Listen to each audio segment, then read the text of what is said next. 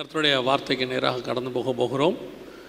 எபிரேயர்கள் நிருபம் 11ஆம் அதிகாரம். எபிரேயர்கள் நிருபம் 11ஆம் அதிகாரம் 39-40 வாசியுங்கள். வாசிக்கிறீங்களா?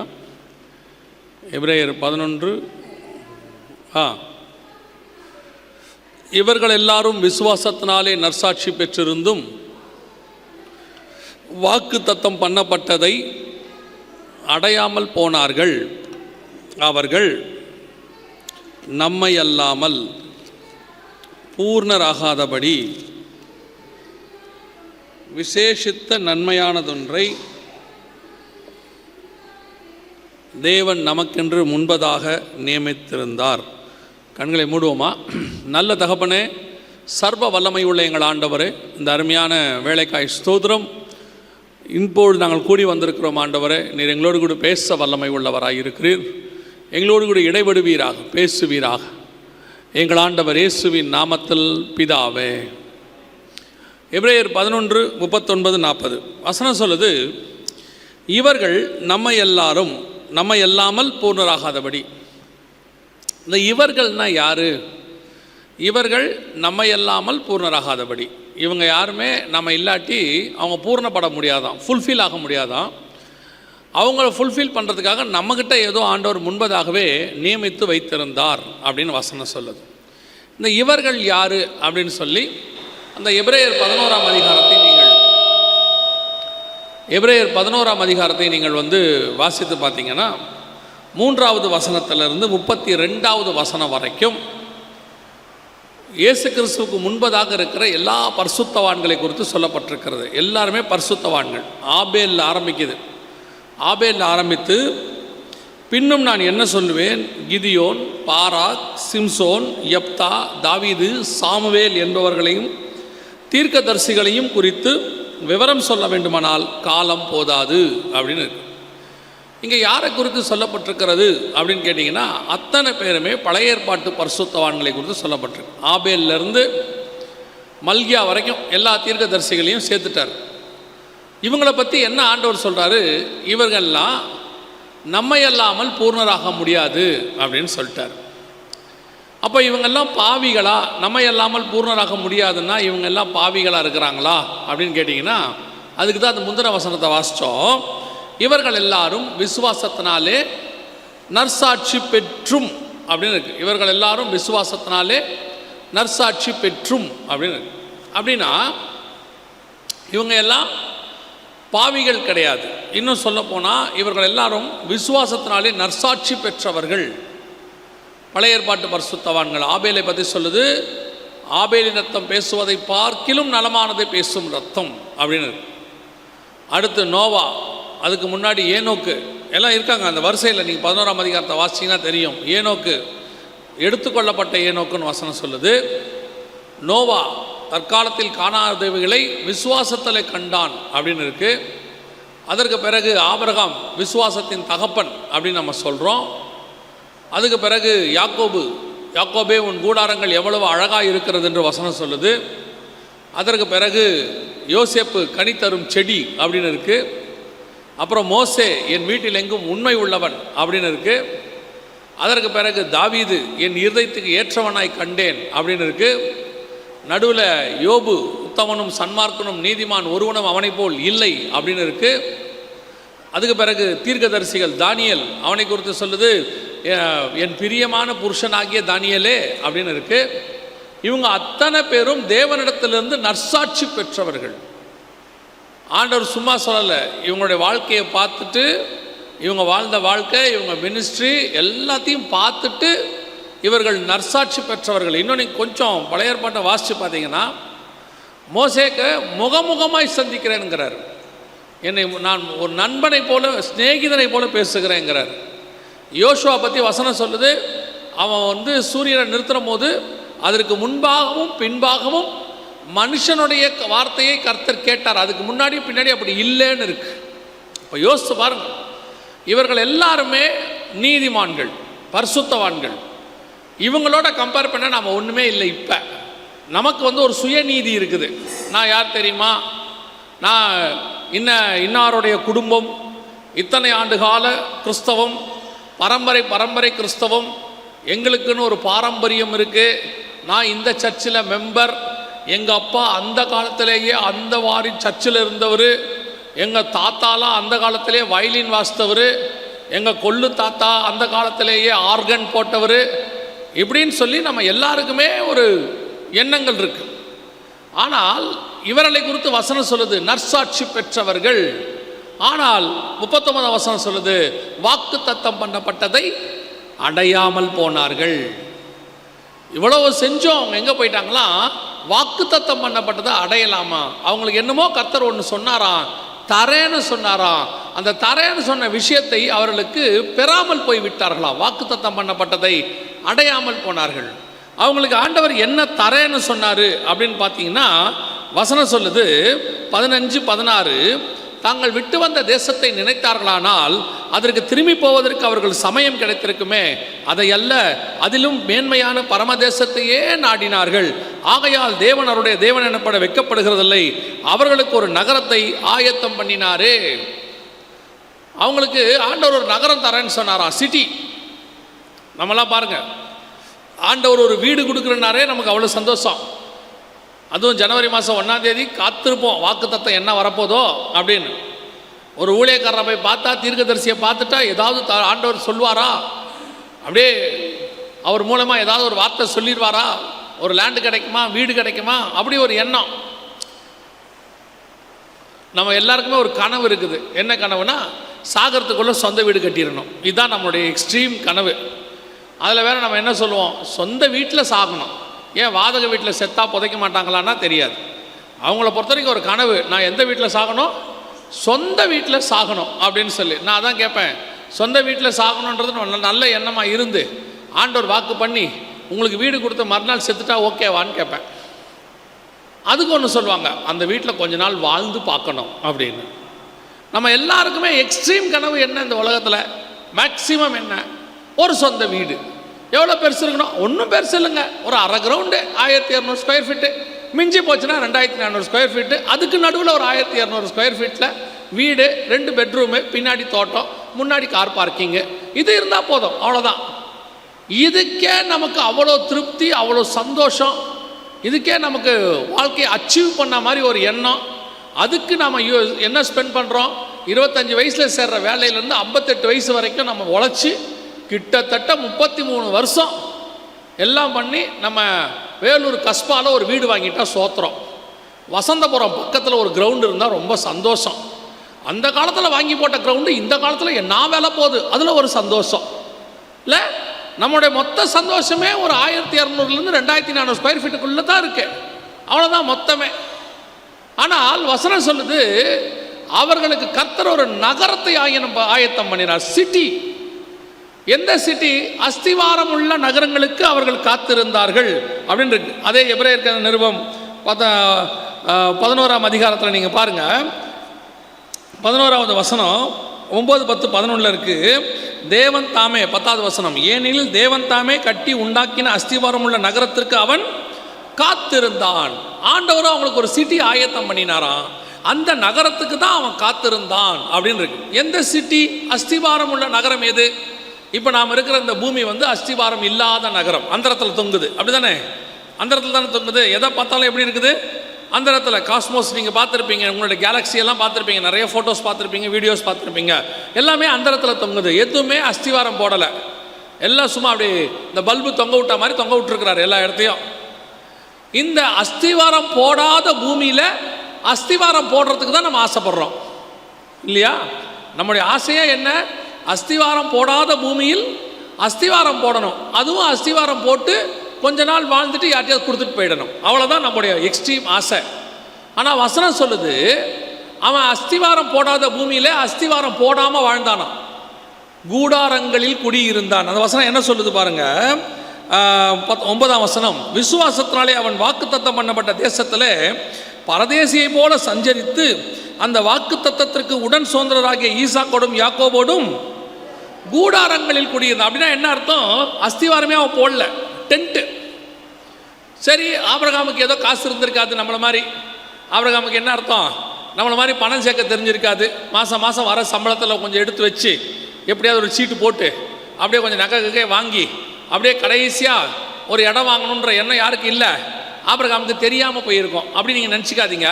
வசனம் சொல்லுது, ஆபிரகாமுக்கு இருந்த ஆசீர்வாதத்தை பூமி தாங்கக்கூடாததாக இருந்தது அப்படின்னு இருக்கு.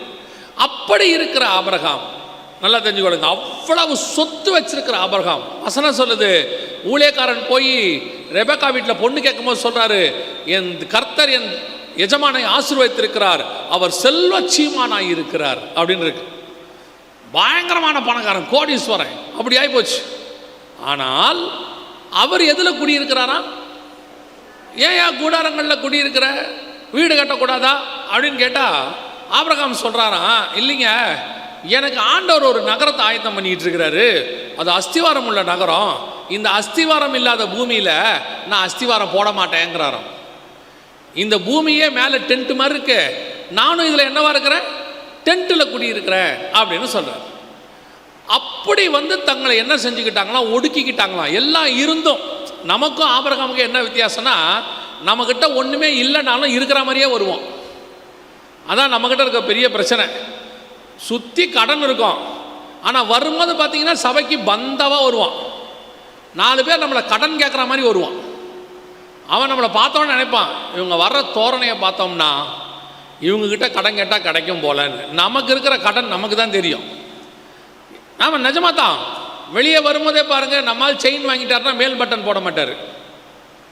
ஏன் மேல் பட்டன் போடாமல் வராரு? உள்ளே இருக்கிற செயின் வெளியே தெரியணும். நம்முடைய பெரிய ஆசீர்வாதமே என்னென்னா, புறஜாதியாருக்கும் நமக்கும் ஒரே பெரிய ஆசீர்வாதம் என்னென்னா, அவங்க செயின் வாங்கினாங்கன்னா உள்ளே போட்டு புடவையை போட்டு அதுக்கு மேலே மூடிட்டு வருவாங்க. நாம் செயினை வாங்கினோம்னா வெளியே போட்டுக்கிட்டு தான் வருவோம். அது 4 புடி 3 புடி 5 புடி 7 புடி ஊரில் சொல்லுவாங்க. அப்படியே போட்டுக்கிட்டு டாலரை போட்டு தொங்க விட்டு அப்படி வந்தால் தான் சர்ச்சுக்கு வந்தால் மாதிரி இருக்கும். யாராவது நம்ம முகத்தை பார்க்கறதுக்கு பதிலாக செயினை பார்க்கணும் அப்படின்னாங்கன்னா ஒரு சந்தோஷம். அப்பா இன்னைக்கு ஆராதனை மகிமையாக இருந்துச்சு. என்ன மகிமையாக இருந்துச்சு? 3 பேர் என்னை பார்த்து அப்படின்னாங்க. நமக்கு அதுதான் கணக்குப்படி கிட்ட பார்த்தோம்னா அது உமா கோல்டு. ஒரு 10 பேர் தான் ஒரிஜினல், மிச்சம் 50 உமா கோல்டு. அதில் கொஞ்சம் பேருக்கு ஏன் உமா கோல்டு போடுறாங்கன்னா பயம். ஏன்னா எவனை கேட்டு அறுத்துக்கிட்டு போயிடுவானா. நீங்கள் போகும்போது பார்த்துருக்கீங்களா? இந்த நான் எப்பவும் சொல்வேன், இருக்கிறவனுக்கு ரொம்ப கவலை, இல்லாதவனுக்கு ஒரு கவலையும் இல்லை. நைட்டில் போய் பாருங்கள், வீட்டில் படுக்கும்போது பாருங்கள், எல்லாரும் முக்கியமாக கேட்குற கேள்வி, பீரோ பூட்டிட்டீங்களா? படுக்க போந்து கேட்குற கேள்வி, பீரோ பூட்டியாச்சா? யார் வீட்லேயும் பாருங்கள், உள்ள நல்ல நகை இருக்கிறவங்க வீட்டில் பீரோவில் சாவி இருக்கவே இருக்காது. அந்த உள்ளாக்கரை பூட்டி, லாக்கருக்குள்ளே உள்ளாக்கர்னு ஒன்று இருக்கும் சைடில், இப்படி ஒன்று, அது உள்ள சிவப்பு கலரில் குட்டி குட்டியாக பெட்டி இருக்கும். அந்த குட்டி குட்டி பெட்டியெல்லாம் கொஞ்சம் கொஞ்சம் இருக்கும். அந்த சைடு லாக்கரை பூட்டி, மெயின் லாக்கரை பூட்டி, பீரோவையும் பூட்டி, சாவி எங்கே இருக்கும் படுக்கும்போது? தலகாணிக்கு அடியில். எதுக்கு தெரியுமா? காரணம் தெரியுமா? திருட வரவன் என் தலையை வெட்டிட்டு அப்புறமா சாவி எடுத்துக்கிட்டோம். அது வரைக்கும் அந்த சாவியை நான் கொடுக்கவே மாட்டேன். அதுவும் அந்த மருமக அந்த சாவியை பார்த்துக்கிட்டே இருக்கும் 10 வருஷமாக, இது எப்போ தான் நம்ம கைக்கு வருமோ. அதுவும் கொடுக்க மாட்டாங்க. அப்படியே தலகாணி மேலே இப்படி தான் படுத்திருப்பாங்க. அதை விட பெரிய கொடுமை, ஊருக்கு கிளம்பும்போது பார்த்துருக்கீங்களா? அவங்களுக்கு இருக்க பெரிய பிரச்சனையே அந்த நகையை என்ன பண்ணிட்டு போகலாம், எடுத்துகிட்டு போகலாமா, வச்சுட்டு போகலாமா, இல்லை பக்கத்து வீட்டில் கொடுத்துட்டு போகலாமா?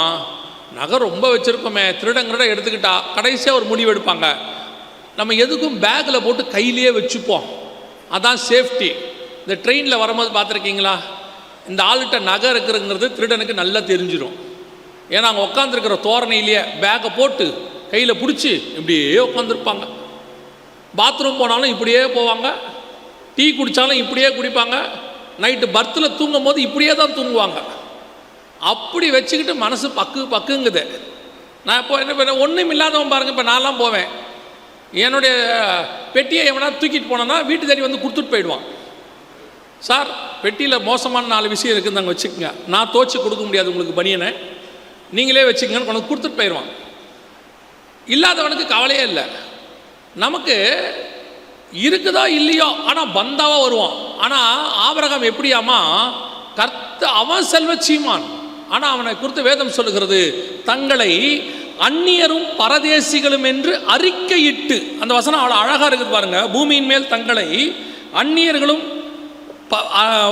13வது வசனம், இவர்கள் எல்லாரும் வாக்குத்தத்தம் பண்ணப்பட்டவைகளை அடையாமல் தூரத்தில் அவைகளை கண்டு நம்பி அணைத்து கொண்டு பூமியின் மேல் தங்களை அந்நியரும் பரதேசிகளும் என்று அறிக்கையிட்டு விசுவாசத்தோடே மறைத்தார்கள். நம்ம எல்லாம் என்ன சொல்றோம்? ஆபிரகாமின் ஆசீர்வாதம் வேணும், ஆபிரகாமின் ஆசீர்வாதம் வேணும். ஆண்டவர் சொல்லியிருக்கிறாரு. ஆண்டவர் சொல்றாரு, ஆபிரகாமோட ஆசீர்வாதம் உனக்கு தரேன், நான் இல்லைன்னே சொல்லல. ஆபிரகாம் எப்படி வாழ்ந்தான்னு பாருங்க. எல்லாம் இருந்துச்சான். அந்நியரும் பரதேசியும் என்று அறிக்கையிட்டு. அந்நியர்னா ஃபாரினர், பரதேசி. அந்நியர்னா ஸ்ட்ரேஞ்சர், பரதேசினா ஃபாரினர். நான் இந்த பூமிக்கு ஸ்ட்ரேஞ்சர். ஸ்ட்ரேஞ்சர்னா அப்படி சும்மா வந்துட்டு போகிற ஆள், யாரோ ஒரு ஆள் மாதிரி இருக்கிறேன் இந்த பூமியில். பரதேசினா ஃபாரினர், நான் இந்த ஊருக்கு சும்மா ட்ரிப்பு வந்திருக்கிறேன், என்னுடைய வேலையை முடிச்சுட்டு நான் போயிடுவேன். அப்படி இருக்கிற மாதிரி நான் இருக்கிறேன். காரணம் என்ன தெரியுமா? தேவன் எனக்கு ஒரு நகரத்தை ஆயத்தம் பண்ணி கொண்டு இருக்கிறார். என்னுடைய கான்சன்ட்ரேஷன் முழுக்க அங்கே இருக்கு. எனக்கு பூமியில் ஆண்டவர் எல்லாம் கொடுத்தாரு. பையனை கேட்டேன், பையனை கொடுத்தாரு. வெறும் பையனை தான் கேட்டேன், பேரப்பிள்ளை வரைக்கும் கொடுத்துட்டாரு. யாக்கோபு வரைக்கும் பார்த்துட்டாரு. ஆபிரகாம் சாக்கும் போது யாக்கோபுக்கு 15 வயசு. பார்த்துட்டாரு, எல்லாம் கொடுத்துட்டாரு. ஐ சாட்டிஸ்ஃபைட், செல்ஃப் சாட்டிஸ்ஃபைடு, எல்லாம் முடிஞ்சிடுச்சு. ஆனால் ஒன்று மட்டும் எனக்கு தெரியுது, இது எதுவும் இல்லை, இதை தாண்டி இன்னொன்று இருக்கிறது. அதைத்தான் ஆண்டவர் எனக்கு ஆயத்தம் பண்ணி இருக்கிறார். இந்த அறிவு நமக்கு எப்போ வரும் தெரியுமா? மேக்சிமம் நமக்கும் வரும். இது வரும், வராமலாம் போகாது. எப்போ வரும் தெரியுமா? 60க்கு மேலே வரும். வாழ்நாள் எல்லாம் ஓடி சம்பாரிச்சு எல்லாத்தையும் பிள்ளைகளுக்கு செலவு பண்ணி வீடை கட்டி பையனுக்கு ஒரு கல்யாணத்தை பண்ணி பொண்ணுக்கு ஒரு கல்யாணம் பண்ணி அமுச்சு விட்டு பொண்ணை அமெரிக்காவுக்கு அமுச்சு விட்டு பையனுக்கு வேலை வாங்கி கொடுத்துட்டு மருமக கூட உட்காந்துருக்கும் போது ஒரு காப்பிக்கு வாசலையும் இதையும் பார்த்துக்கிட்டே உட்காந்துருப்போம். வருமா வராதா, வருமா வராதான்னு அப்படியே பார்த்துட்டு உட்காந்துருக்கும் போது வேற வழி இல்லாமல் பைபிளை திறந்து படிச்சுக்கிட்டு இருப்போம்.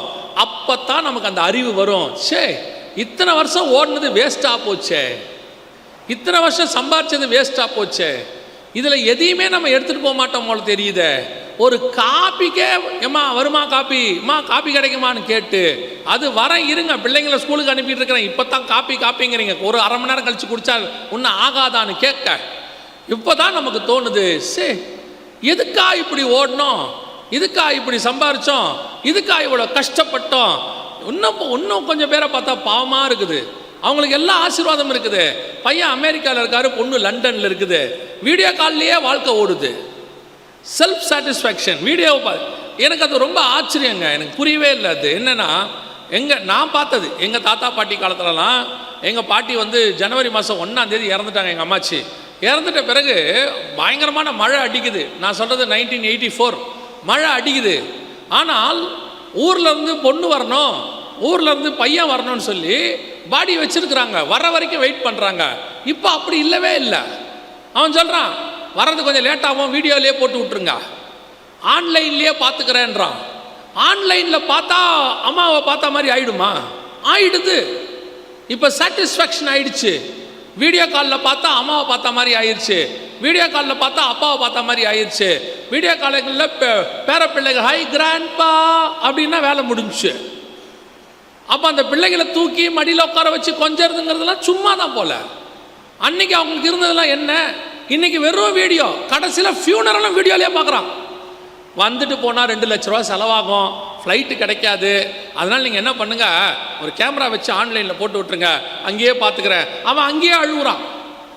அப்பாவுக்கு கேட்குமான்னு தெரில. இப்போ எங்கே அமெரிக்காவில் அழுகுறான். அப்போ படுத்துருக்கிற அப்பா கண்ணாடி பெட்டிக்குள்ளே இருக்கிறார், எப்படி கேட்கும்? ஏதோ கிட்ட கண்ணாடி பெட்டிக்கிட்ட அழுதா கூட கேட்கும்னு சொல்லலாம். எல்லாம் ஆன்லைனில் அழுகுறான். இப்போ இதுதான் இன்னைக்கு இவ்வளோ சம்பாரிச்சவங்களுடைய நிலைமை. ஒன்று பிள்ளைங்க பார்க்க மாட்டேங்குது, பார்க்குற பிள்ளை எல்லாம் வெளிநாட்டில் இருக்குது, வர மாட்டேங்குது. கடைசியில் பார்த்தா பாவமாக இருக்குது.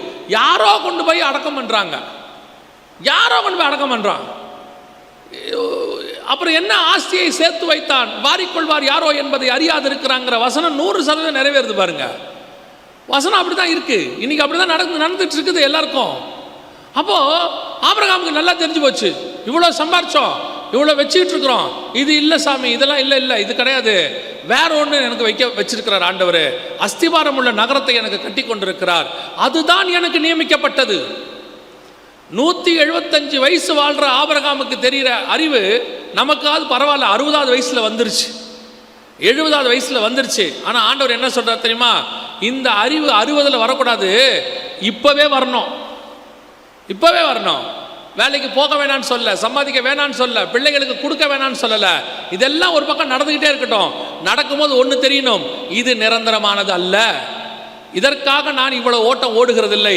நான் வாழுகிற வாழ்க்கை இங்கே இருக்கிற 70க்கு இல்லை, நான் வாழுகிற வாழ்க்கை அங்கே இருக்கிற நித்தியத்துக்கு. இது அவனுக்கு தெரியுது ஆபிரகாமுக்கு. அதை அல்ல, அதிலும் மேன்மையான பரமதேசத்தையே அவர்கள் நாடினார்கள். அஸ்திவாரம் உள்ள நகரம். எது அஸ்திவாரம் உள்ள நகரம்? 21ஆம் அதிகாரம் வெளிப்படுத்தின விசேஷம் 13-14 வசனம் சொல்லுது, அந்த நகரத்திற்கு 12 அஸ்திபார கற்கள் இருந்தன, அவைகளின் மேல் அப்போஸ்தலருடைய நாமங்கள் எழுதப்பட்டிருந்தது அப்படின்னு இருக்கு. எது அஸ்திபாரம் உள்ள நகரம்? புதிய எருசலேம், நியூ ஜெருசலேம். என்ன சொல், வாக்குத்தத்தம் பண்ணப்பட்டதான நகரம் வருது. அதுக்கு தான் அவங்க காத்திருந்தாங்களாம். ஆனால் என்ன கொடுமை பாருங்க, அந்நியரும் பரதேசியம்னு அறிக்கையிட்டிருக்கிறான். ஒரு ஃபாரினரும் ஸ்டேஞ்சர் மாதிரி வாழ்ந்துருக்கிறான். ஒரு வீடு கூட கட்டலையாம் ஆபிரகாம். ஆபிரகாமும் வீடு கட்டல, ஈசாக்கும் வீடு கட்டல, யாக்கோபு மட்டும்தான் வீடு கட்டினாரு. கட்டிட்டு வீட்டை விட்டுட்டு திருப்பி கூடாரத்துக்கு போயிட்டார்.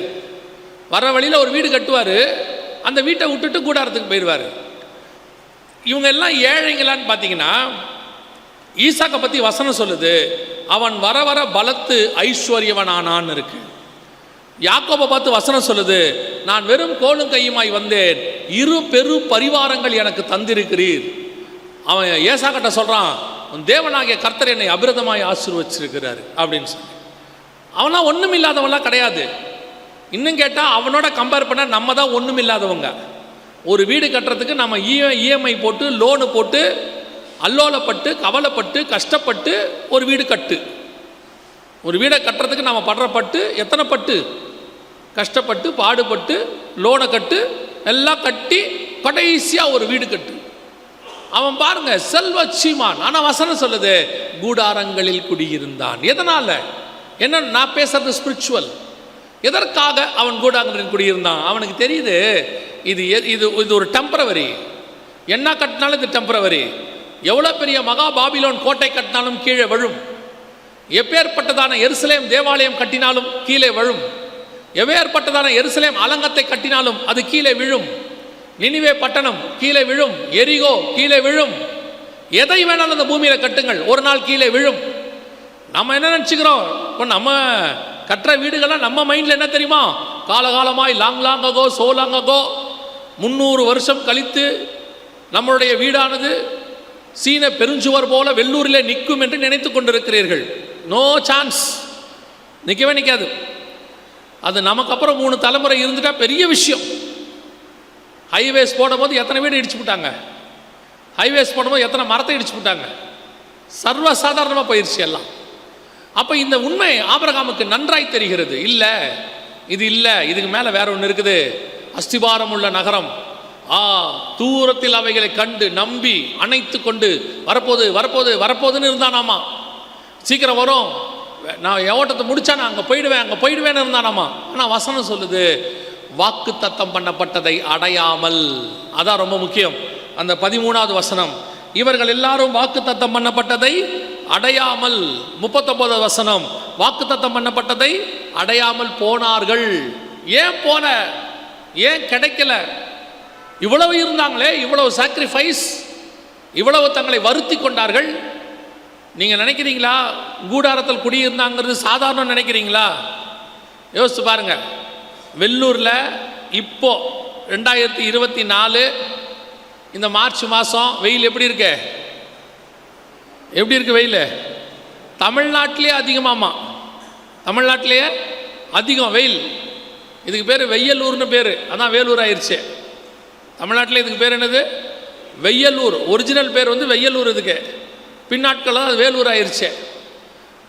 தமிழ்நாட்டிலே அதிகம், அவ்வளோ வெயில் அடிக்குது. ஆனால் கல் வீடு, மேலே தளம், கீழே தரை, ரூமில் ஏசி, எல்லா ரூம்லேயும் ஃபேனு. இப்படி உக்காந்துக்கிட்டு சொல்கிறோம், பா முடியலப்பா, ஆவலப்பா, என்ன வெயில் சொல்கிறீங்க. அவன் எங்கே இருந்தான் தெரியுமா? கூடாரத்தில், அரேபியா பாலைவனத்தில். அவன் கூடாரத்தில் குடியிருந்தானா வெனிஸ் நகரத்தில் இல்லை, கூடாரத்தில் குடியிருந்தானா அவன் நியூயார்க்கில் இல்லை, அவன் கூடாரத்தில் குடியிருந்தானா நார்வேல இல்லை. எங்கே இருந்தான் தெரியுமா? கூடாரத்தில் அரேபியாவிலிருந்து இஸ்ரவேலுக்கு போகிற வழியில் வனாந்திரத்தில் இருந்தான், பாலைவனத்தில்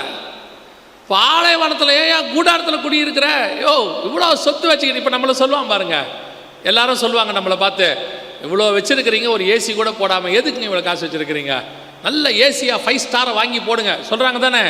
ஆபிரகாம்கிட்ட சொல்லியிருப்பாங்கல்ல, ஏன் இப்படி இருக்கிற, நல்ல ஒரு வீடை கட்டிட்டு வந்துட்டேன் இஸ்ரவேலுக்கு, ஏதோ ஒரு நல்ல இடமா பார்த்து அப்படியே ஓரமாக கார்னர் பில்டிங்காக பார்த்து ஒரு வீடை கட்ட வேண்டியது தானே, சொல்லாமல் இருந்திருப்பாங்களா? ஏன்னா அவன் காலத்தில் எத்தனை பேர் வீடு கட்டிட்டாங்க தெரியுமா? அவனுக்கு முன்னாடியே காயின் பட்டணத்தையே கட்டிட்டான், சிட்டி. ஆபிரகாம்கிட்ட சொல்லியிருக்க மாட்டாங்களா? சொல்லியிருப்பாங்க.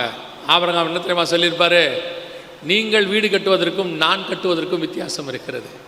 நான் கூடாரங்களில் குடியிருப்பதற்கு ஒரு காரணம் இருக்கிறது. நான் டெம்பரவரி, எப்போ என்னை தேவன் கூப்பிட்டாலும் அந்த கூடாரத்தை கூட்டிகிட்டு போயிடுவேன். அப்போது ஆபிரகாம் உன் பையனுக்கு அவர் இன்னொரு கூடாரத்தில் இருக்கிறாரு. அப்படியா? அவர் ஏன் கூடாரத்தில் இருக்கிறாரு? அவரை எப்போ கூப்பிட்டாலும் அவரும் போயிடுவார். அப்போ உன் பையனுக்கு வீடு வேணாமா? என் பையனுக்கு வீடு வேணா அவன் கட்டிப்பான், அவன் வேணா அவன் கட்டிப்பான். அப்போ உன் பேர பிள்ளைகளுக்கு அவனுக்கு அவன் கட்டிப்பான். நம்ம பையனையும் பேர பிள்ளையும் சோம்பேறி ஆக்கிட்டு இருக்கோம். நம்ம எல்லாரும் பையனுக்கு வீடு கட்டி கொடுத்துட்டு பேர பிள்ளைக்கு வீடு கட்டி கொடுத்துட்டோம். அவங்க 2 பேரும் என்ன பண்ணுவாங்க? அவங்க 2 பேரும் அதை உட்காந்து அழிச்சிட்டு இருப்பாங்க உட்காந்து. ஏன்னா அதான் வீடு கட்டுற வேலை இல்லையே, நம்மளே முடிச்சிட்டோமே, கஷ்டப்பட்டு முடிச்சிட்டோமே, அவங்களே அழிச்சிட்டு இருப்பாங்க. அப்போ ஆபிரகாம் சொல்கிறாரு, அவன் கட்டிப்பான். நீ ஏன் கூடாரத்தில் இருக்கிற? எப்போ கர்த்தர் கூப்பிட்டாலும் ஓடி போயிடுவேன். I am in a temporary tent. Son, I am living in a tent. Reason, at any time, at any cost, if the call from the heaven, நான் இங்கே டிபார்ட் ஆகிடுவையா, எனக்கு இதுக்கு சம்மந்தம் இல்லை. ஆனால் வசனம் சொல்லுது, அப்படி ஒரு டெடிகேஷனோட வாழ்ந்தவனுக்கு வாக்கு தத்தம் பண்ணப்பட்டதை அடையாமல் போனார்கள். இவ்வளவு டெடிகேஷனாக இருந்தவனுக்கே கிடைக்கலையாமா. அப்போ கிடைக்கிறதுக்கு என்ன பண்ணணுங்க அப்படின்னு கேட்டிங்கன்னா, 40வது வசனம் சொல்லுது, அவர்கள் நம்மை அல்லாமல் பூர்ணராகாதபடி விசேஷித்த நன்மையானதொன்றை தேவன் நமக்கென்று முன்பதாக நியமித்தார். என்னங்க சொல்கிறீங்க, புரியலையே? அவங்க எல்லாரும் இப்போ எங்கே இருக்கிறாங்க தெரியுமா? இயேசு வர்ற வரைக்கும் அவங்க எங்கே இருந்தாங்க அப்படின்னு கேட்டிங்கன்னா, மேல் பாதாளம் அப்படிங்கிற இடத்துல இருந்தாங்க. இயேசு சொல்கிறாரு, லாசருவை கொண்டு போய் எங்கே விட்டாங்களாம்?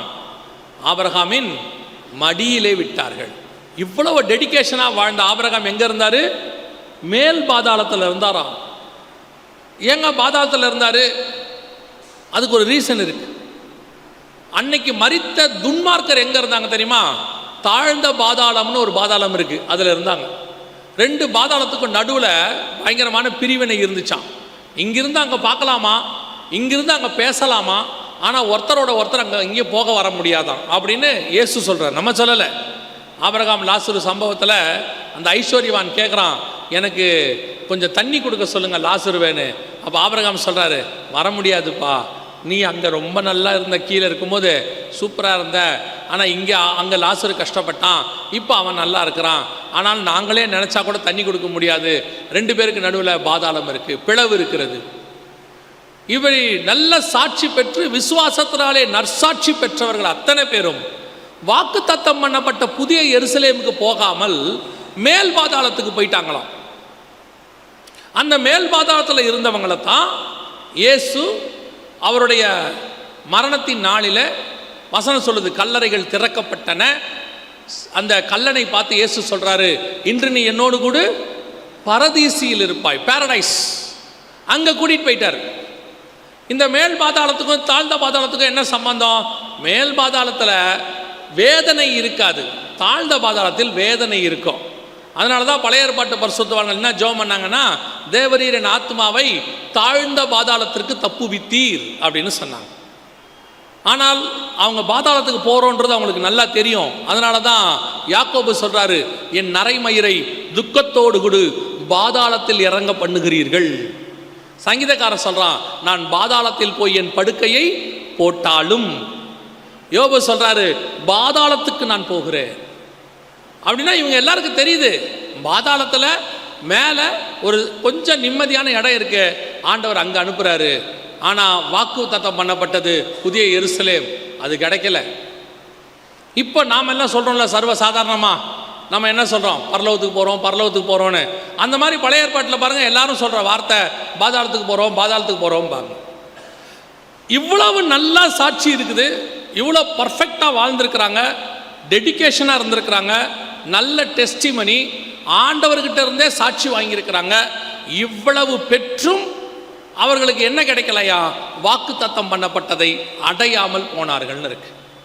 இப்போ ஒரு உதாரணம், வாக்கு தத்தம் பண்ணப்பட்டது கிடைக்கலையே, அப்போ இவங்கெல்லாம் எதுக்காக அந்த மேல் பாதாளத்தில் இருந்தாங்க? இப்போவும் போய் பாரடைஸில் தான் இருக்கிறாங்க, பரலோகத்துக்கு போகல. நான் ஒரு கற்பனை, சரியா, இது ஜெகன் பரலோகத்துக்கு போயிட்டு வந்தார், ஒரு சாட்சி சொன்னாருன்னு சொல்லிடாதிய. நான் கற்பனை, ஏன்னா அதுக்கு நிறைய பேர் இருக்காங்க பரலோகத்துக்கு போயிட்டு வரவங்கெல்லாம், நம்ம போகிறதில்ல. அவங்கெல்லாம் போயிட்டு வரதுனால பரலோகமே இப்போ பிஸியாக இருக்குதுன்னு வச்சுக்கோங்களேன், அதை விட்டுருங்க. நான் சொல்கிறது ஒரு சின்ன கற்பனை. இப்போது ஆபிரகாம், ஈசாக்கு, யாக்கோபு எல்லாம் பாரடைஸில் இருக்காங்க as per வசனத்தின் படி.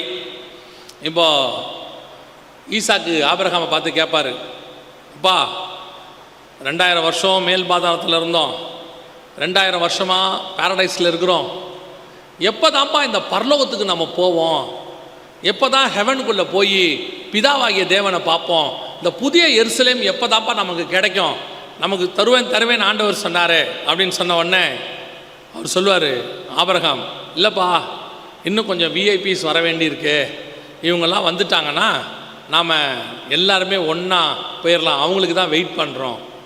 அப்போது ஈசாக்கு கேட்பார், இது கற்பனை தான் வச்சுக்கோங்க, ஈசாக்கு கேட்பார், யார்ப்பா அந்த விஐபி? எனக்கு தெரிஞ்சு விசுவாசத்தின் தகப்பன் நீங்கள் தான், நீங்களே இங்கே இருக்கிறீங்க, மோசே இங்கே தான் இருக்கிறாரு, என் பையன் யாக்கோபு இங்கே தான் இருக்கிறான், தாவீது ராஜா இங்கே தான் இருக்கிறாரு, இதை தவிர பெரிய விஐபி யார்ப்பா வரணும் அப்படின்னா, நான் சொல்கிறது கற்பனை.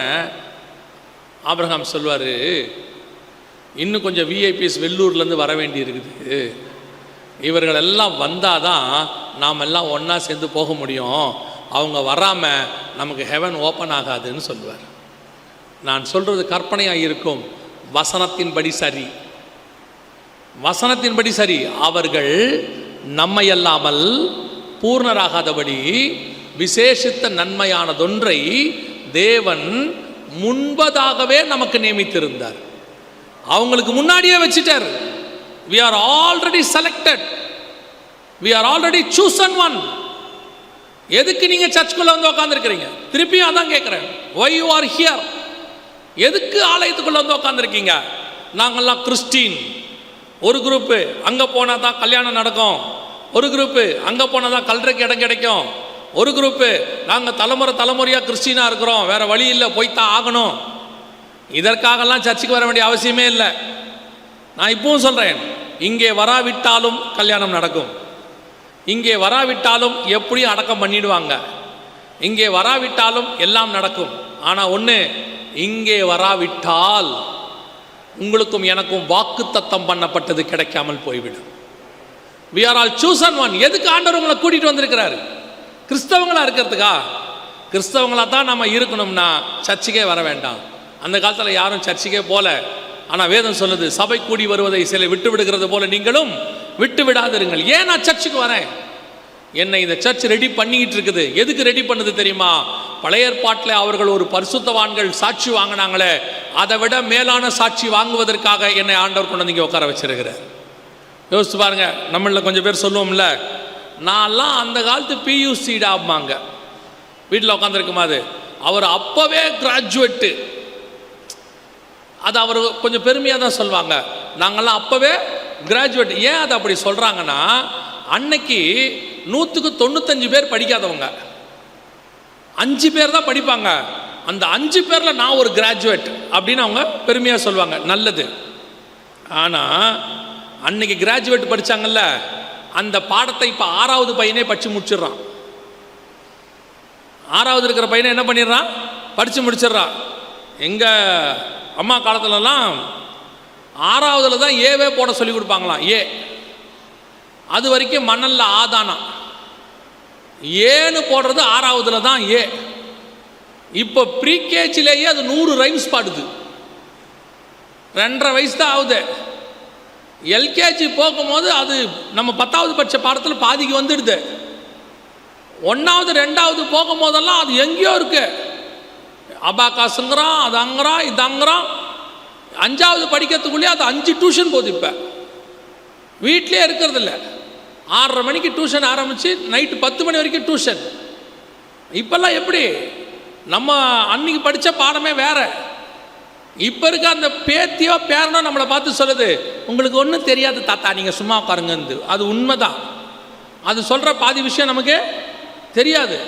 இப்போ நீங்கள் சொல்லி பாருங்கள், அந்த காலத்தில் நாங்கள்லாம் அப்படின்னு ஆரம்பித்தோன்னே பெரிய பூமர் ரங்கம் இருக்குது, பூமர் அங்கிள். இப்போ நமக்கெல்லாம் பேர் என்னது? Boomer uncle. சும்மாவாது அந்த காலம் அந்த காலம். அவங்க சொல்கிறதுல பாதி உண்மை தான்.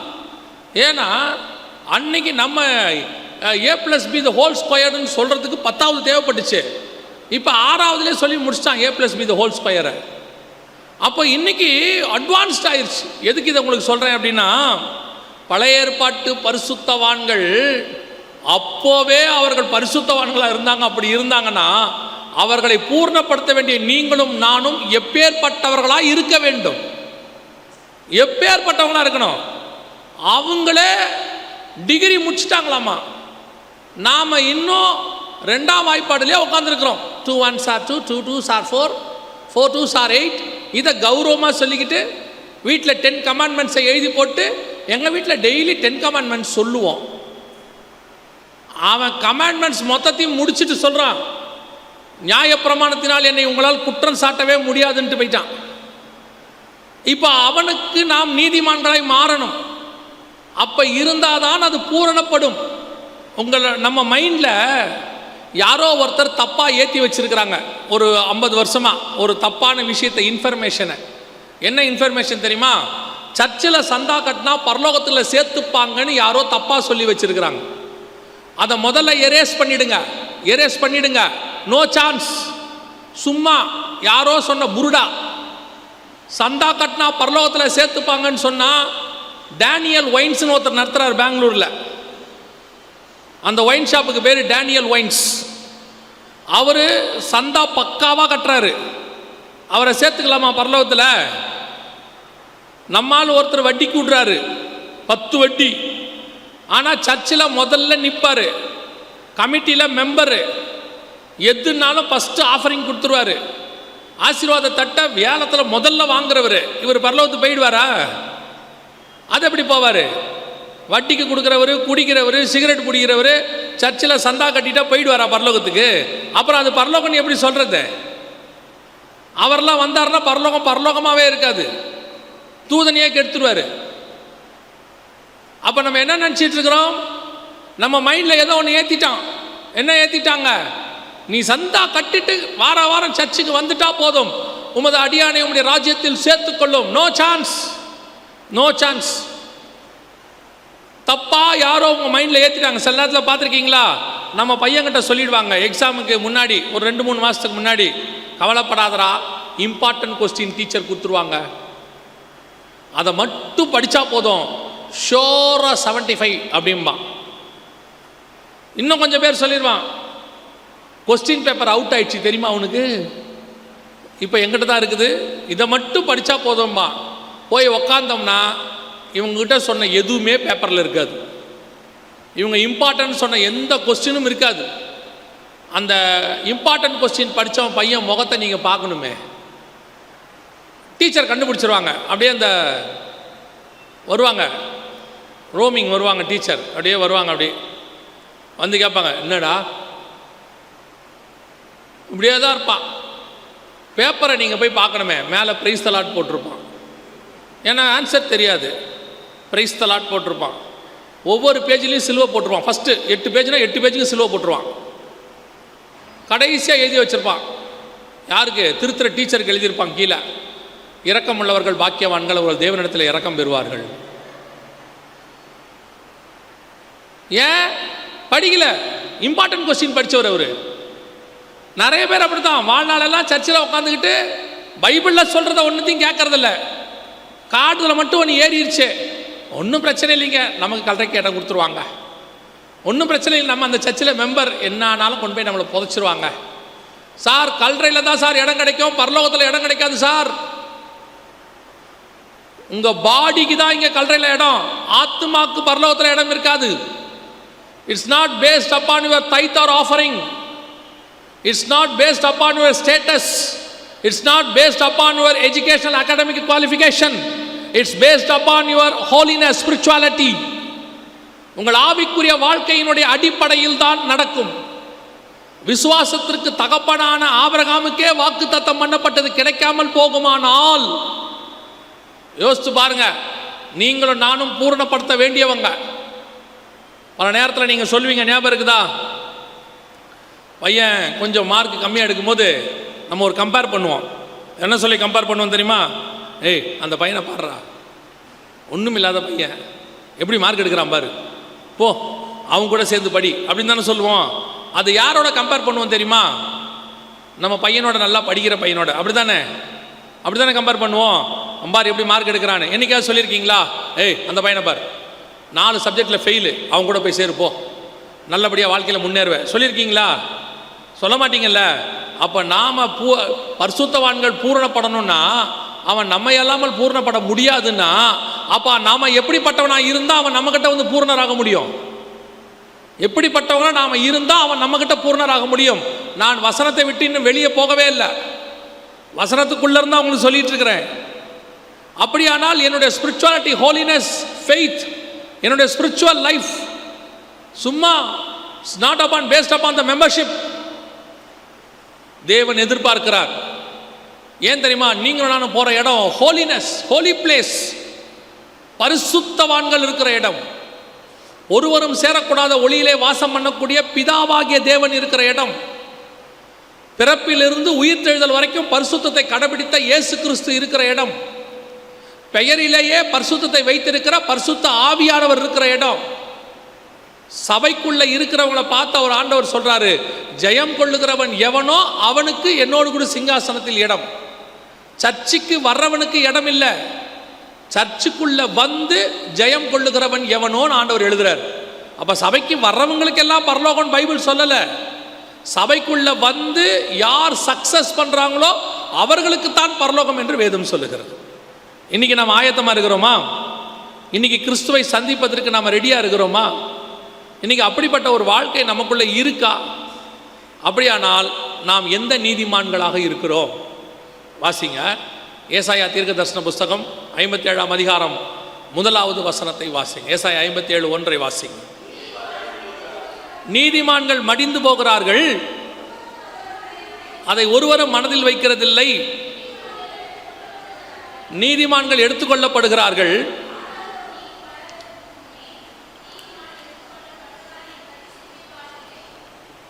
இந்த வசனம் பொதுவாக இந்த வசனம் ரொம்ப முக்கியமான வசனம். ஆனால் நாம் என்ன பண்ணிவிட்டோம், அந்த வசனத்தை அடக்காராதன வசனமாக மாற்றிவிட்டோம். யாராவது இறந்துட்டாங்கன்னா அதை அறிவிக்கிறதுக்கு இந்த வசனம் தான் தலைக்கு மேலே இருக்கும் அந்த போஸ்டரில். நம்ம எவ்வளோ மோசமானவங்க தெரியுமா உங்களுக்கு? அவ்வளோ மோசமானவங்களா அப்படின்னு கேட்குறீங்களா? நல்ல நல்ல பாட்டெல்லாம் சாவு பாட்டாக மாற்றி வச்சுட்டோம். ஆனால் அவங்க அப்படி எழுதினவங்க தேவபிதா எந்த மெய்ப்பனல்லோ இருக்குது தானே. இப்போ அதை எங்கே பாடுறீங்க பெரும்பாலும்? இப்போ அந்த பாட்டை பாடினா இவங்க என்ன சொல்கிறாங்க, ஏங்க அந்த பாட்டெல்லாம் பாடுறீங்க, நல்ல பாட்டாக பாடுங்க. ஆனந்தமாக இன்பக்கானான்னு ஒரு பாட்டு இருக்கு.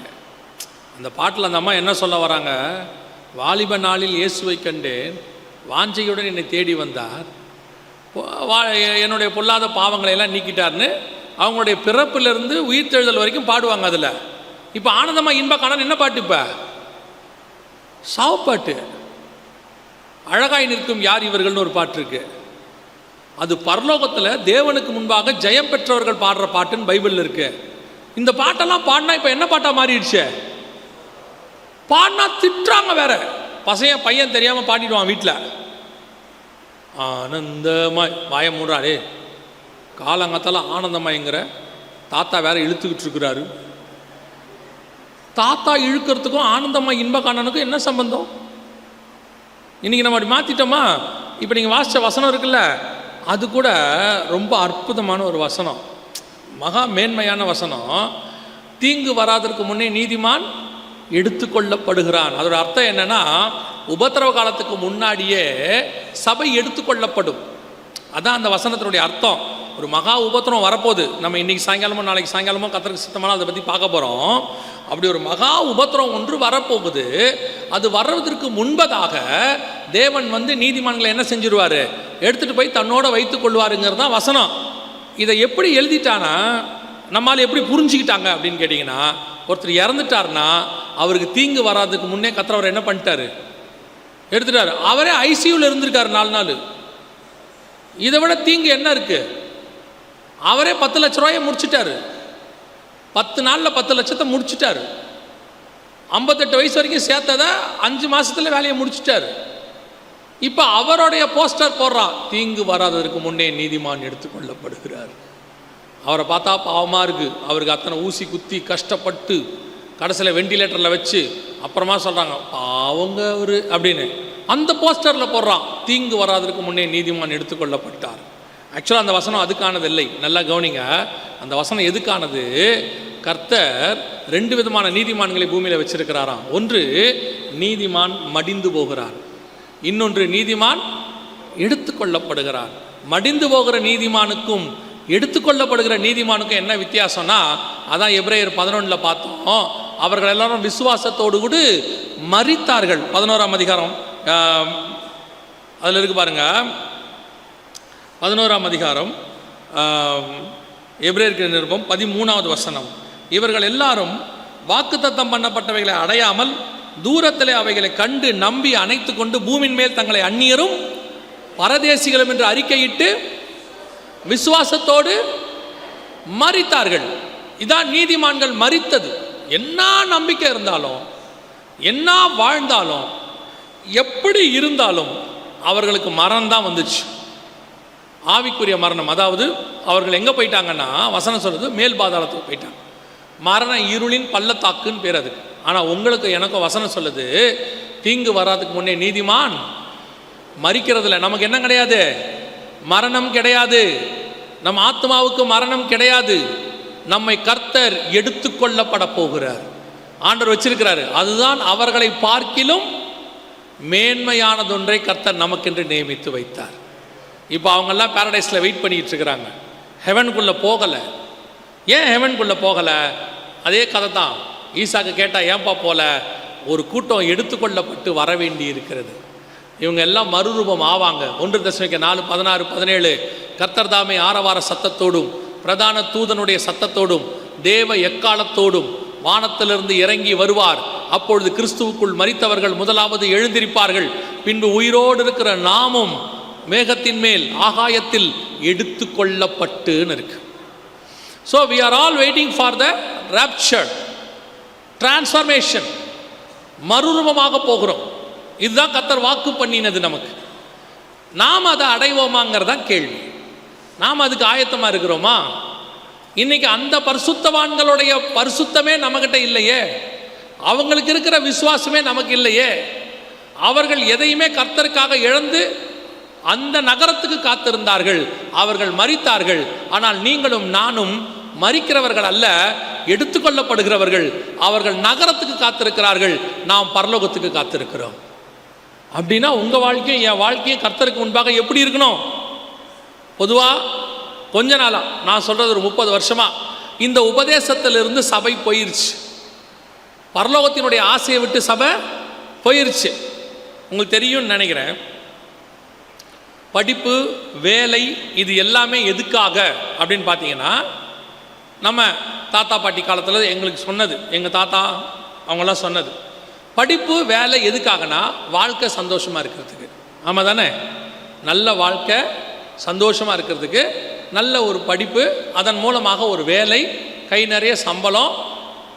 பார்த்திங்கன்னா காலைல 9 மணிக்கு வேலைக்கு போவாங்க, 5-6 மணிக்கு வந்துடுவாங்க, ஃபேமிலியாக உட்காந்து சாப்பிடுவாங்க, இருக்கிறதுல ஃபேமிலியை நடத்துவாங்க, எந்த விதமான டென்ஷனும் இருக்காது, அழகாக ஆண்டவருக்குள்ளே இருப்பாங்க, குடும்ப ஜெபம் பண்ணுவாங்க, எல்லாம் போயிடுவாங்க. இப்போ பாருங்கள், இப்போது வேலை சம்பளம் ரெண்டும் எதுக்காக அப்படின்னு கேட்டால், குடும்பமே இல்லை, குடும்பத்தை விட்டுட்டு வேலை, குடும்பத்தை விட்டுட்டு சம்பாத்தியம். கணவன் காலைக்கு வேலைக்கு போயிட்டு சாயங்காலம் வராரு, மனைவி சாயங்காலம் வேலைக்கு போயிட்டு காலையில் வராங்க. யாராவது ஒருத்தர் தான் வீட்டில் இருக்கிறாங்க. பிள்ளைகளை நீங்கள் பார்த்துங்க, காலையில் நைட்டில் நான் பார்த்துக்கிறேன். 2 பேரும் போனால் தான் கட்டுப்படி ஆகும். 2 பேரும் போனால் தான் குடும்பம் நடக்கும். எப்படி நடக்கும்? இப்போ இவங்களுடைய குடும்பம் என்பது என்ன? வீடு. இவங்க குடும்பம் என்பது என்ன? காரு. இவங்க குடும்பம் என்பது என்ன? வெளிநாடு. இவங்க குடும்பம் என்பது என்ன? ஊருக்கு வெளியே லேண்டு. இவங்க குடும்பம் என்பது என்ன? நகை. ஆனால் நம்ம குடும்பம் என்பது என்ன? நமக்கு சொல்லி கொடுத்தது ஃபேமிலி. கணவன், மனைவி, அப்பா, அம்மா, பிள்ளைகள். இதுதான் குடும்பம். இதுக்கு தேவையானது தான் நாம் சம்பாரித்தோம். இப்போ சம்பாதிக்கிறதுக்காக குடும்பம் போயிடுச்சு. கணவர் வெளிநாட்டில் 10 வருஷமாக இருக்காரு. ஒரு கணவர் வயிற்றில் குழந்தை இருக்கும் போதே போயிட்டார் வேலைக்கு. வெளிநாட்டில் வேலை கிடச்சிருச்சு. 5 வருஷமாக வரவே இல்லை. அப்போல்லாம் நான் சொல்கிறது 1990s. அவருக்கு செல்ஃபோன்லாம் அப்போ கிடையாது. 5 வருஷம் வரவே இல்லை. இது நடந்த சம்பவம், அவர் எங்கிட்ட சொன்னது. 5 வருஷம் கழிச்சு போயிருக்காரு வீட்டுக்கு. போனால் போய் நின்றுருக்காரு. கதவை தட்டிட்டு பெல் அடித்து திறந்தோடனே அந்த குழந்தை வச்சுச்சான். 5 வயசு அந்த குழந்தைக்கு. ஓடி வந்துட்டு வாசலை பார்த்துட்டு சவுண்டாக கத்துச்சான், அம்மா யாரோ ஒரு அங்கிள் வந்திருக்கிறாருன்னு சொல்லிச்சான்.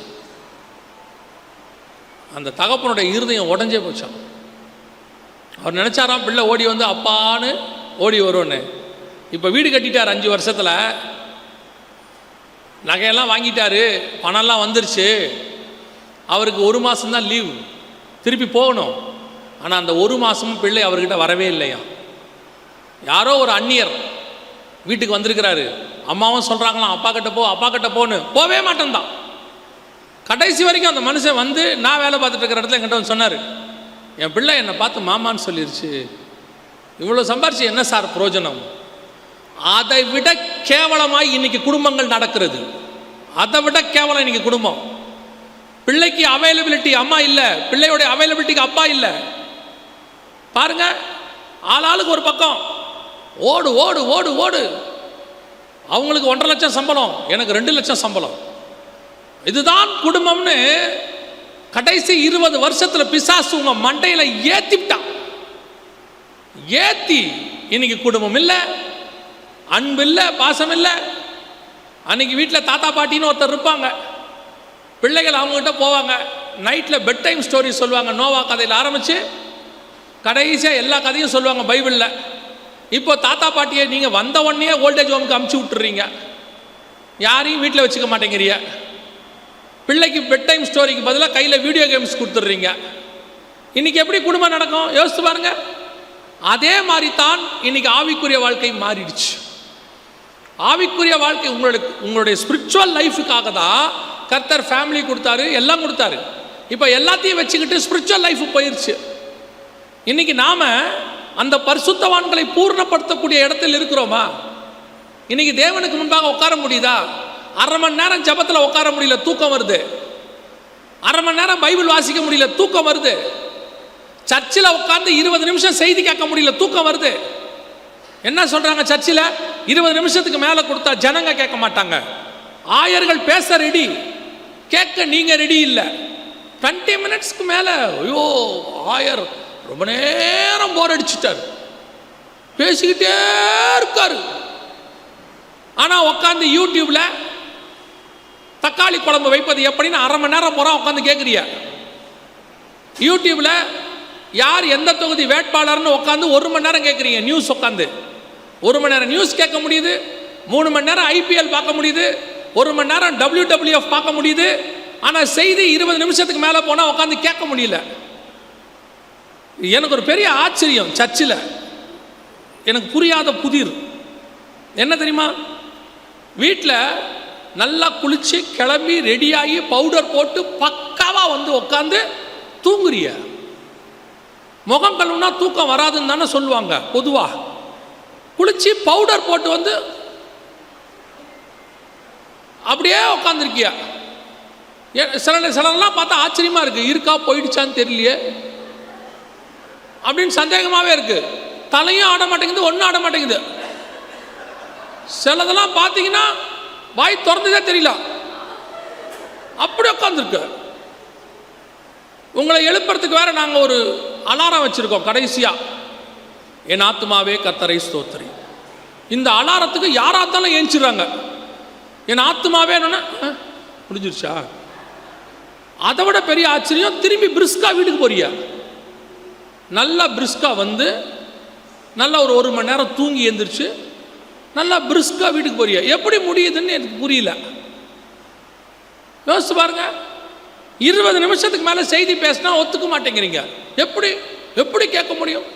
25 மினிட்ஸ் 5 மினிட்ஸ் எக்ஸ்ட்ராவாக பேசிட்டார் இன்னைக்கு. எப்பா எவ்வளோ நேரம் பேசுகிறாரு. ஆனால் ஃபோன் எடுத்தால் காலையில் அம்மா கிட்டேயும் அக்கா கிட்டேயும் வெண்டைக்காவை குழம்பு வச்ச கதையை 1 மணி நேரம் பேச முடியுது. ஃபோனு சூடாகி காது சூடாகி கடைசியில் அந்த ஃபோனே சொல்லுது எனக்கு உயிர் போகுது வெயின்னு சொல்லுது, பேட்டரி சார்ஜ் முடிவடைய போகிறது. ஒரு மணி நேரம் உட்காந்து செய்தி கேட்க முடியல, ஒரு அரை மணி நேரம் பைபிள் வாசிக்க முடியல, ஒரு அரை மணி நேரம் ஜெபம் பண்ண முடியல. குடும்ப ஜெபத்தில் ஜெபம் ஆரம்பித்து பாட்டு பாடணுன்னே தலை தொங்கிடுது. நீங்கள் பார்த்தீங்கன்னு சொன்னால் இந்த ஆற்றுலலாம் கொக்கு இப்படி நிற்கும், அதே மாதிரி உட்காந்துருக்கிய குடும்ப ஜெபத்தில். அப்புறம் ஆசை மட்டும் இருக்கு, அவர்கள் நம்ம இல்லாமல் பூர்ணராகாதபடி. நன்றாய் ஒரு காரியத்தை புரிந்து கொள்ளுங்கள். தேவன் நமக்கு கொடுத்திருக்கிற ஈவு மிக முக்கியமானது.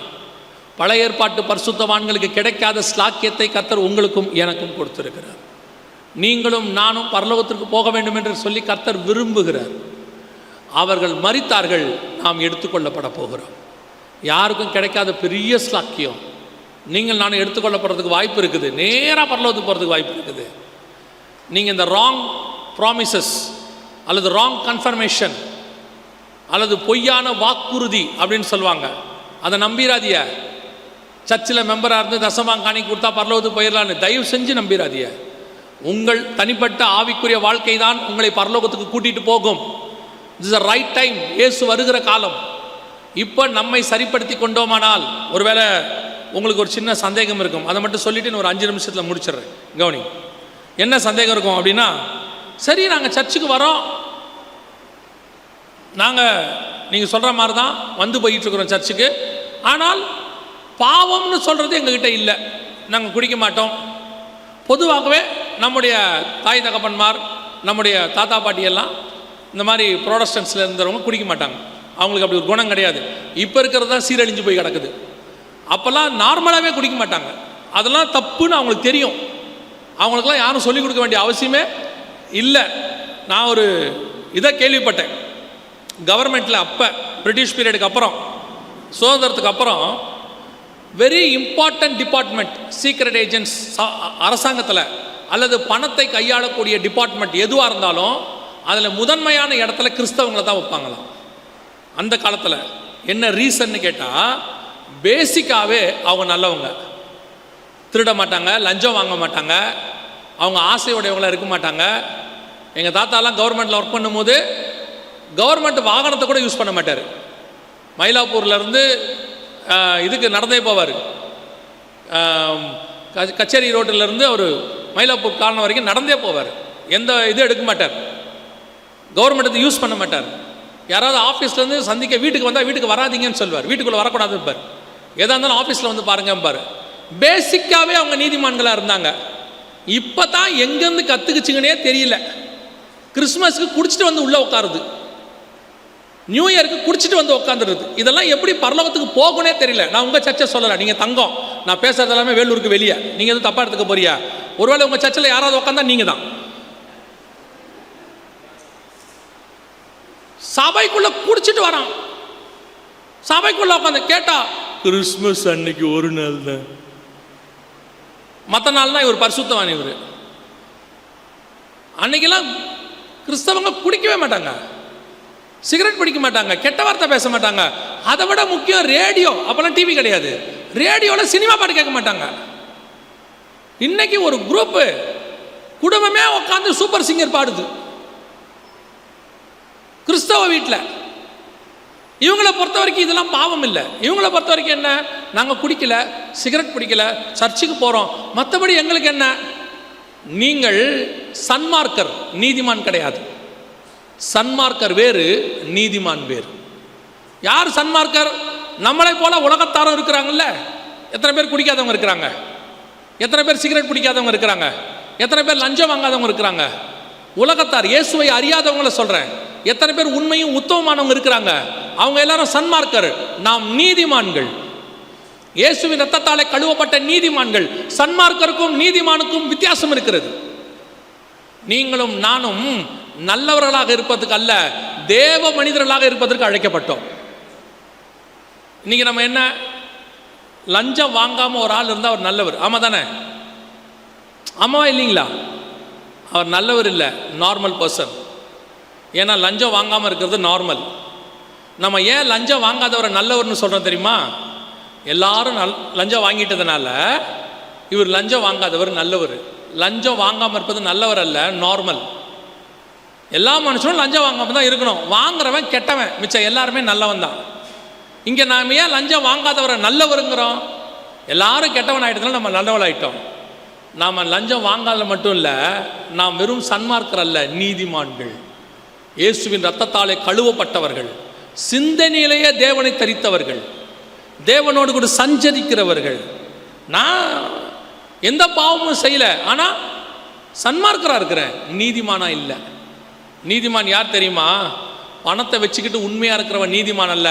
பணத்தை வச்சுக்கிட்டு அது மேலே ஆசை இல்லாமல் தேவன் மேலே அந்நியரும் பரதேசியும் என்று அறிக்கை விட்டு இருக்கிறானே, அவன் தான் நீதிமான்.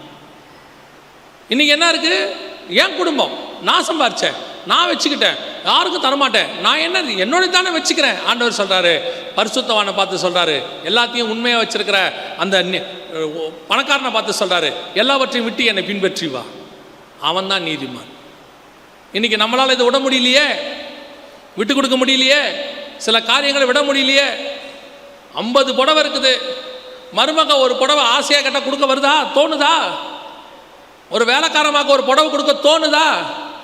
தோணாது. அந்த புடவை கிழிஞ்சிருச்சுன்னா கரித்துணியாக தான் மாறுமே ஒழிய யாருக்கிட்டையும் போகாது. அது கரித்துணியாக மாறும். கரித்துணியாக மாறினதுக்கு பிறகு மிதியடியாய் மாறும். மிதியடியாய் மாறின பிறகு வீட்டில் எதையாவது துடைப்பதற்கு ஓரமாக இருக்கும், ஆனாலும் அது யாருக்கும் போகாது. எத்தனை இருந்தாலும் யாருக்கும் கொடுக்குற எண்ணம் வராது. ஒரு காலத்தில் மிச்சம் இருந்தால் சாப்பிட்றதுக்கு கொண்டு போய் வெளியே கொடுத்துருவாங்க. இப்போ ஃப்ரிட்ஜை வாங்கி மொத்தம் உள்ளே போட்டாச்சு, யாருக்கும் கொடுக்குற. ஒரு வாரமானாலும் கெட்டு போய் தூக்கி வெளியே தான் போடுறீங்களே ஒழிய யாருக்கும் கொடுக்கணுங்கிற எண்ணம் வர மாட்டேங்குது. ஆனால் நீங்கள் பாவம் செய்யலையே, சன்மார்க்கர். யாருடைய பொருளையும் நீங்கள் எடுக்காமல் இருந்தீங்கன்னா நீங்கள் சன்மார்க்கர், நார்மல். ஆனால் உங்கள் பொருளை இன்னொருத்தருக்கு கொடுக்குறீங்க பாருங்க, நீங்கள் தான் நீதிமான். இதான் பைபிள் சொல்லுது. இன்னைக்கு பொருளாசை உச்சத்தில் இருக்கு, பணத்தாசை உச்சத்தில் இருக்கு. திருடலை, ஆனால் கொடுக்குற எண்ணம் இல்லை, அவ்வளோதான். இதுதான் டிஃப்ரென்ஸ். ஆபிரகாம்கிட்ட எப்படி இருந்துச்சான் தெரியுமா? எல்லாம் கிடக்கு, இது என்னத்தை வச்சுக்கிட்டு என்ன செய்ய, இது எதுவும் பரலோகத்துக்கு போக உதவாது, நான் அந்நியரும் பரதேசியம், இதை விட்டு தள்ளு. அந்த எண்ணம் ஈசாக்குக்கு இருந்துச்சு, அந்த எண்ணம் யாக்கோபுக்கு இருந்துச்சு. அதனால தான் அவர்கள் தேவனை நோக்கி பார்த்தார்கள். இன்றைக்கி நம்ம அப்படி இருக்கிறோமா? நமக்குள்ள அப்படி ஒரு எண்ணம் இருக்குதா? நான் எனது, என் குடும்பம், என் பிள்ளை, என் பேரன், எந்து நான் செத்த பிறகு என் பிள்ளைகளுக்கு, பிள்ளைங்க செத்த பிறகு பேர பிள்ளைகளுக்கு, பேர பிள்ளைங்க செத்த பிறகு அவங்க பிள்ளைகளுக்கு, இப்படி யாருக்கும் கொடுக்குற எண்ணம் கிடையாது. அது மேலே அப்படி ஒரு வெறி, வைராக்கியம். ஆனால் நான் குடிக்க மாட்டேன், நான் சம்பாரிச்சது, நான் ஏன் ஒருத்தர் கொடுக்கணும்? ஆண்டவர் சொல்கிறாரு, உனக்கு நான் கொடுத்தேன். உங்களை மாதிரி படித்து, உங்களை மாதிரி அறிவாளி இருந்தோம் வேலை கிடைக்காம எத்தனை பேர் இருக்காங்க? நம்மளை மாதிரி வேலை கிடைச்சி சம்பாரித்தோம், அதை வீட்டுக்கு சேர்க்க முடியாமல் ஹாஸ்பிட்டல்லையும் கோர்ட்லேயும் எத்தனை பேர் கொடுத்துக்கிட்டு இருக்கிறாங்க? எத்தனை பேர் வேலை பார்த்து கையில் சம்பளம் வராமல் இருக்குது? எத்தனை பேர் ரிட்டையர் ஆகி பென்ஷன் கவர்மெண்ட்லேருந்து வராமையே இருக்குது எத்தனை வருஷம்? ஆனால் உங்களுக்கும் எனக்கும் கர்த்தர் எல்லாத்தையும் கிடைக்க வச்சுருக்கிறாருல்ல, அது கர்த்தர் நமக்கு கொடுத்தது. அதுலேருந்து ஏன் ஏழைகளுக்கு கொடுக்க தோண மாட்டேங்குது? கண்ணுக்கு எதிரில் ஒருத்தன் கஷ்டப்படுறான்னு தெரியுது, அவனை பார்த்து சொல்லுவாங்க, ஜோம் பண்ணுவோம், கர்த்தர் கிருபை செய்வார். ஆண்டவர் நாளைக்கு நீங்கள் போகும்போது சொல்லுவார், ஆண்டவரே ஜோம் பண்ணுவோம். நீங்கள் எப்படி அளக்கிறீர்களோ அந்த அளவின்படி தான் உங்களுக்கும் அளக்கப்படும். இன்னைக்கு ஆண்டவர் நம்ம எதிர்பார்க்கிறார். பழைய ஏற்பாட்டு பரிசுத்தவான்களுடைய நீதியை பார்க்கிலும் நம்முடைய நீதி மேலானதாக இருக்க வேண்டும். பரிசேயர் நீதியை பார்க்கிலும் நம்ம நீதி மேலானதாக இருக்க வேண்டும். நியாயப்பிரமாணத்தை விட நம்முடைய நீதி மேலானதாக இருக்க வேண்டும். பழைய ஏற்பாட்டு பரிசுத்தவான்கள் ஆபிரகாமிலிருந்து இருக்கிற அத்தனை பேரை விட ஆண்டவர் அதிகமான நீதியை நம்மகிட்ட எதிர்பார்க்கிறார்.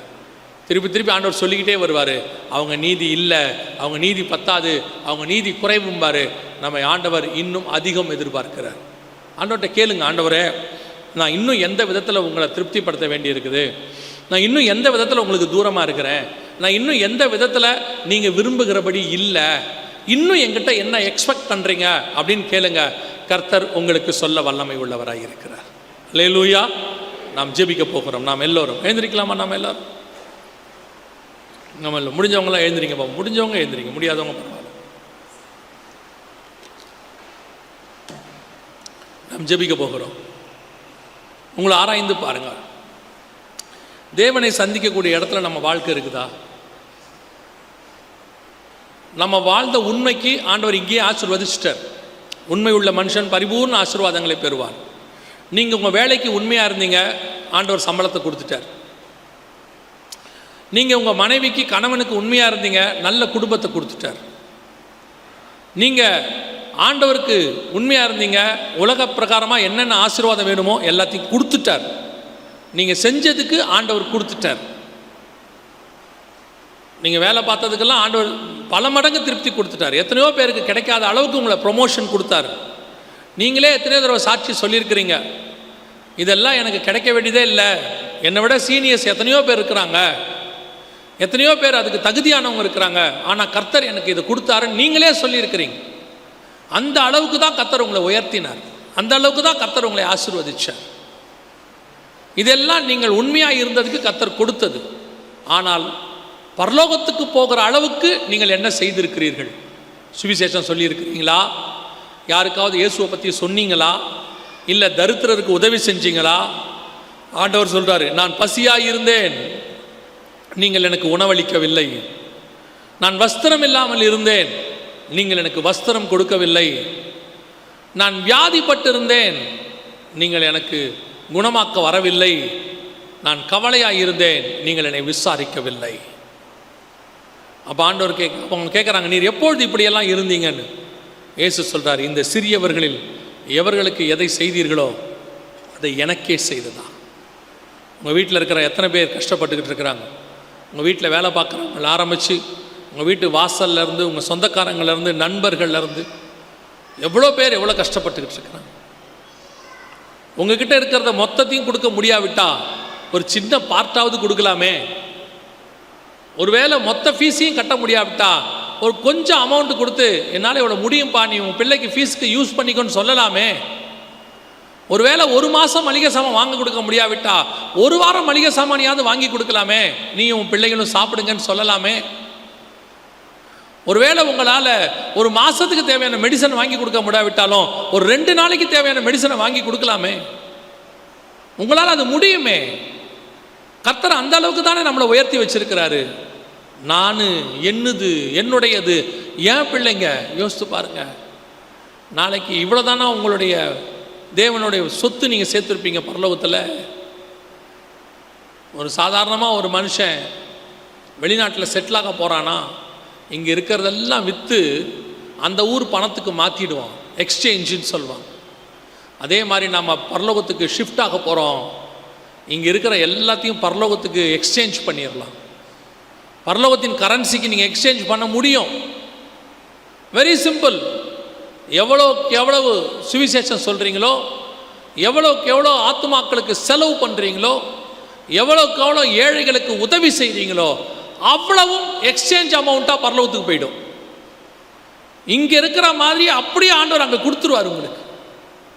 ஏன்னா அப்படி தான் பைபிள் சொல்லுது. இங்கே எதை செய்தீங்களோ அதை அங்கே எனக்கே செய்தீர்கள். நம்ம ஒப்பு கொடுப்போமா? நம்ம சன்மார்க்கராக இருக்கிறத விட நீதிமானாக இருக்கணும் என்று கர்த்தர் விரும்புகிறார். பழைய ஏற்பாட்டு பரிசுத்தவான்களை விட நம்முடைய நீதி மேலானதாக இருக்க வேண்டும் என்று எதிர்பார்க்கிறார். ஒப்பு கொடுப்போமா? சர்வ வல்லமையுள்ள எங்கள் தகப்பனே, அருமையான வேலைக்காய் நன்றி அப்பா. நாங்கள் உங்களுடைய பாதப்படியில் உட்கார்ந்து இருக்கிறோம் ஆண்டவரே. நீர் வரும்பொழுது எப்படியாகிலும் உம்மை சந்திக்கிற கூட்டத்தில் நாங்கள் காணப்பட கிருபை பாராட்டும் ஆண்டவரே. நாங்கள் வெறும் உம்மிடத்திலிருந்து ஆசீர்வாதத்தை பெற்றுக்கொள்ளுகிறவர்களாய் மாத்திரம் அல்ல ஆண்டவரே, அந்த ஆசீர்வாதத்தை பரலோகத்துக்கு நேராக திருப்புகிறவர்களாக, பரலோகத்தில் ரெட்டிப்பாக பெற்றுக்கொள்ளுகிறவர்களாய் மாற கிருபை பாராட்டு. நாங்கள் சன்மார்க்கராய் அல்ல, நீதிமானாய் மாற எங்களுக்கு கிருபைதான். ஆசீர்வதியும், வழி நடத்தும், நீர் மாத்திரம் மகிமைப்படும். எங்கள் ஆண்டவர் இயேசுவின் நாமத்தில் பிதாவே.